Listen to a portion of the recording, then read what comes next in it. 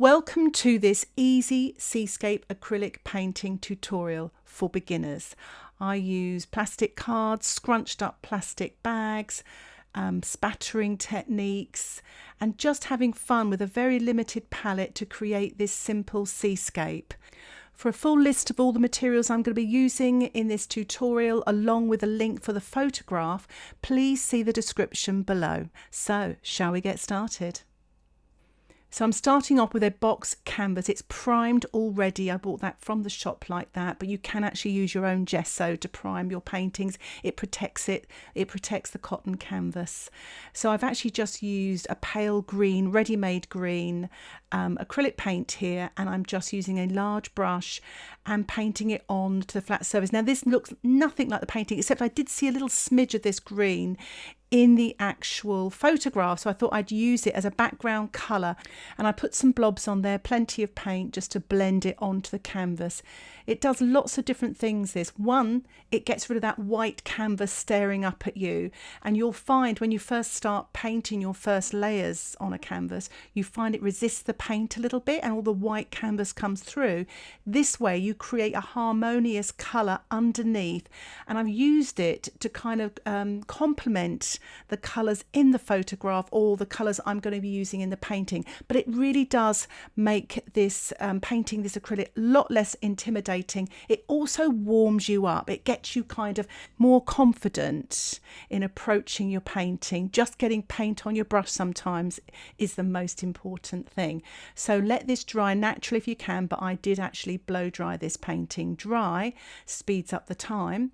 And what I'm doing now is I'm just putting some blobs of primary blue or a cyan blue at the top of the sky, and I'm using my palette knife to paste on some white. And what I'm going to do is blend these two colours together using my palette knife, but also my brush.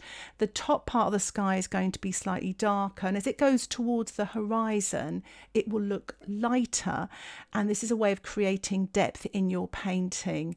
And as you can see, I'm not really using a palette, I'm just blobbing the paints on and just sort of really just getting into these acrylics, not worrying about anything here. I really love using a palette knife. Even if you can get hold of a cheapy plastic one, it's really worth it. It's very freeing up. I'm using a flat 1-inch brush now to blend in some white paint. I lost a little bit of the darker colour at the top there, so I've just blobbed a little bit more on and blending it into the sky while the sky area is still wet.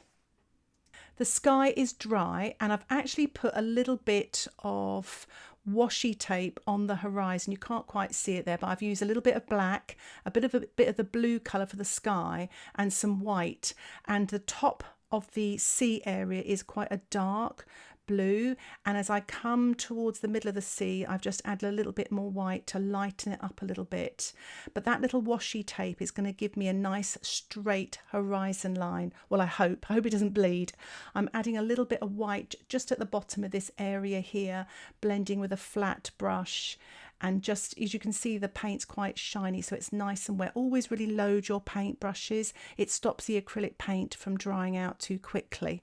So I'm just blobbing on the underpainting colour here. I'll also blob on a little bit of green gold, and it's sort of getting that look of the sort of light sea green colour there. And I'm using a flat 1/2-inch brush to blend. You can see the paint's quite thick. I'm using a bit of impasto technique there to create the look of waves, and you can add a little bit of white as well for some highlights there, but it's quite nice blending this way. Acrylics do dry very fast. What I would recommend if you're starting out in acrylics is to get a stay wet palette to keep your paints from drying out as you're mixing them. I've actually produced a couple of really good videos for beginners. One the materials that you need when you're starting out, and it really does save you lots of money as well. So I will put a link for that video in the description below. Just click show more, or if you're on a tablet, just click the little down arrow on the right hand side just below the video. So I'm actually blending now a little bit of buff titanium, some burnt sienna and burnt umber.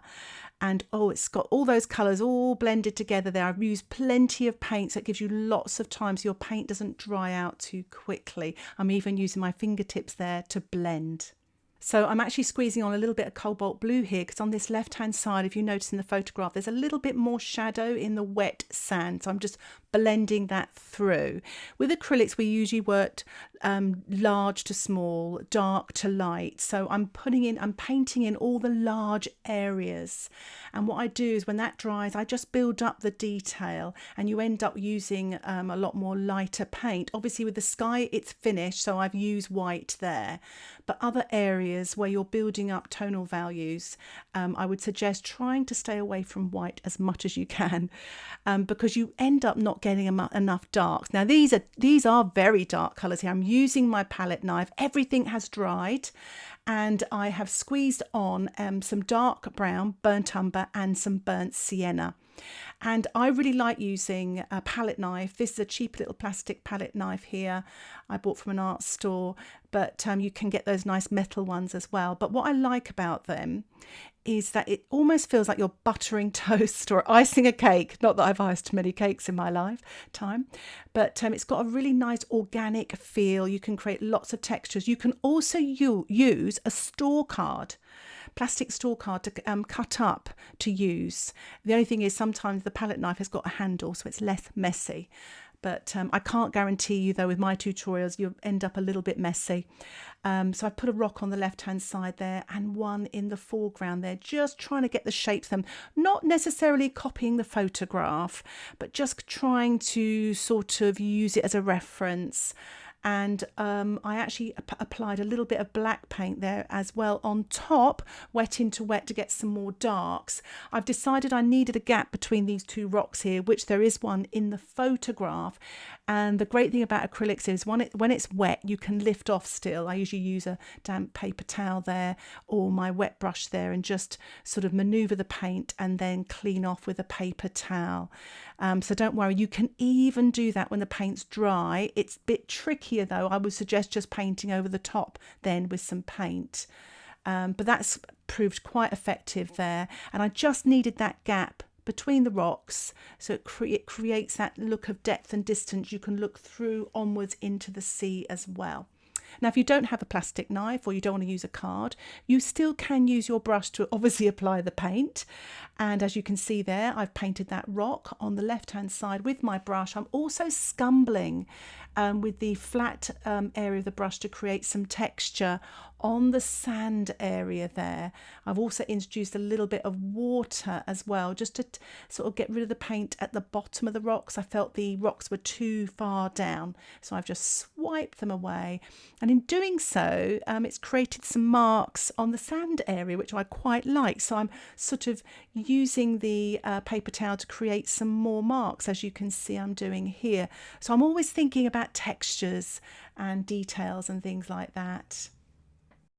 So I'm using a scrunched up thin piece of plastic, and I am using titanium white paint, and I'm printing very gently onto the dry surface here. I'm also using this in combination with my palette knife. You can also do this with your brush as well, or a plastic card.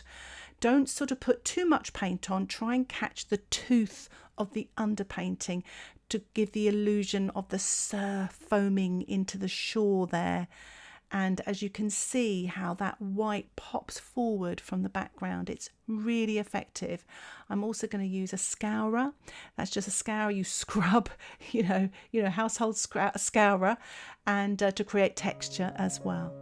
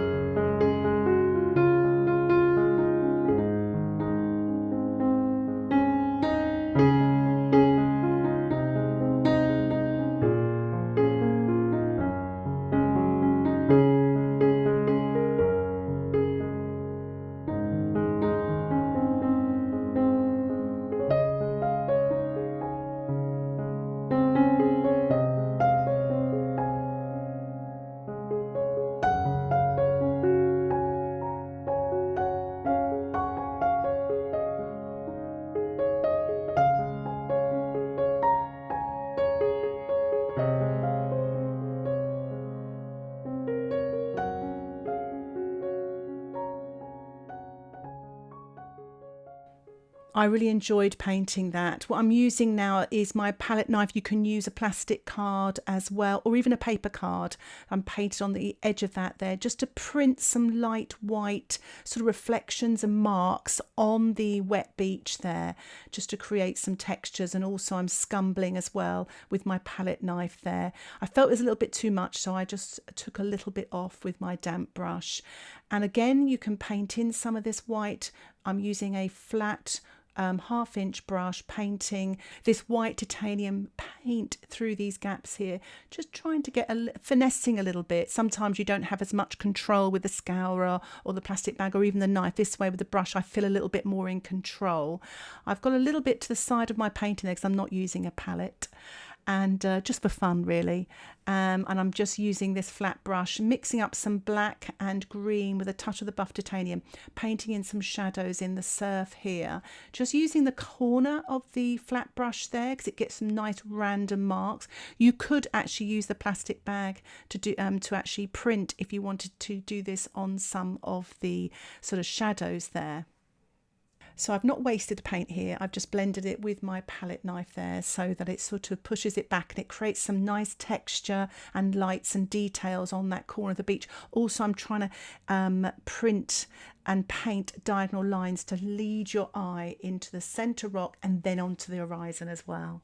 So I've got a bit of a splodge here on the dry painting, and it did dry, so I've just had to work into it a little bit more with my damp brush and the paper towel just to remove it. And because it's on top of the previous layer, it's come away. But sometimes you can maneuver the layer underneath as well. So only do that if you have to.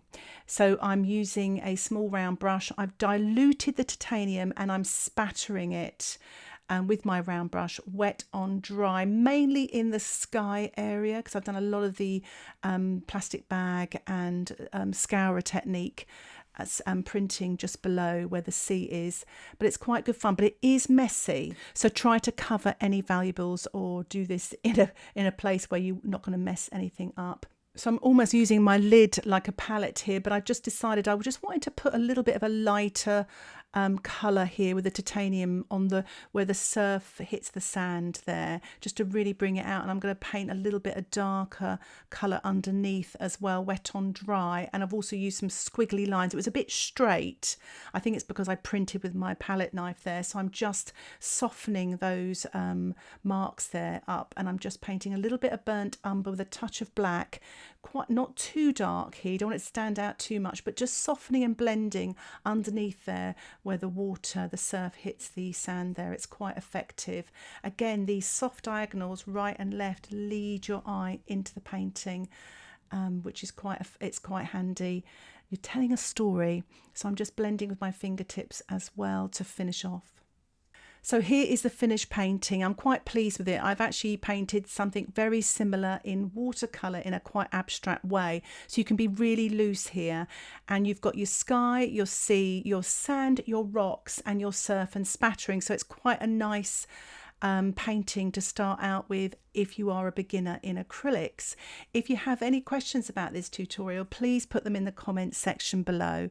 And if you haven't already, why not subscribe to my acrylic painting channel where you'll get updates of my latest tutorials. Thank you so much for watching. Happy painting. Bye for now.